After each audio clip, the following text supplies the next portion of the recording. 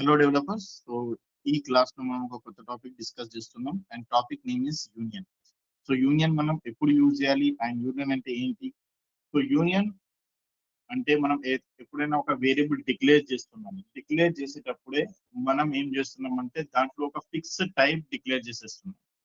Fix type అంటే already మనం declare చేస్తున్నాం కదా, let A number, let a string. కానీ ఇక్కడ మనం మల్టిపుల్ టైప్ మెన్షన్ చేయాలి అంటే అప్పుడు మనం యూనియన్ యూజ్ చేయాలి. కానీ ఇంకొకటి మనకు ఆల్టర్నేట్ ఆప్షన్ ఉంది, టైప్ ఉంది కదా.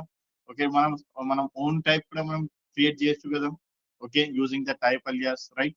సో కానీ ఇక్కడ మనకు అవసరం లేదు టైప్ అలియాస్ క్రియేట్ చేయడానికి. ఓకే, మనం జస్ట్ ఒకసారి చేస్తున్నా ఈ పర్టికులర్ వర్క్, లేకపోతే నాకు సపరేట్ గా టైప్ అవసరం లేదు, సపరేట్ గా ఫైల్ ఉంది అండ్ అక్కడ నేను ఏం చేస్తున్నా అంటే నార్మల్ గా డైరెక్ట్ డిక్లేర్ చేసేసి నేను వాల్యూ స్టోర్ చేసుకుంటున్నాను.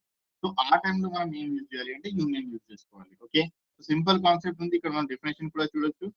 In type script we can define A variable which can have multiple types of values. So ఎప్పుడైనా మనం more than one type of values మనం స్టోర్ చేస్తున్నాం, సో ఆ టైంలో మనం యూనియన్ యూజ్ చేసుకోవాలి. అండ్ సపరేట్ టైప్ ఎట్లా డివైడ్ అవుతుంది అంటే ఒక టైప్ నేమ్ రాసిన తర్వాత ఇక్కడ మనం పైప్ సింబల్ లేకపోతే ఆర్ సింబల్ కూడా మనం దీనికి మనం ఆర్ సింబల్ కూడా చెప్తాం.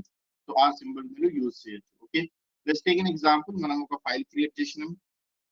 ఓకే, అండ్ ఇక్కడ నేను ఒక వేరియబుల్ క్రియేట్ చేస్తున్నాను అండ్ వేరియబుల్ నేమ్ ఏ రాస్తున్నాం అండ్ ఇక్కడ నేను స్ట్రింగ్ మెన్షన్ చేసిన అండ్ స్ట్రింగ్ మెన్షన్ చేసిన తర్వాత ఇక్కడ నంబర్ మెన్షన్ చేస్తున్నాం.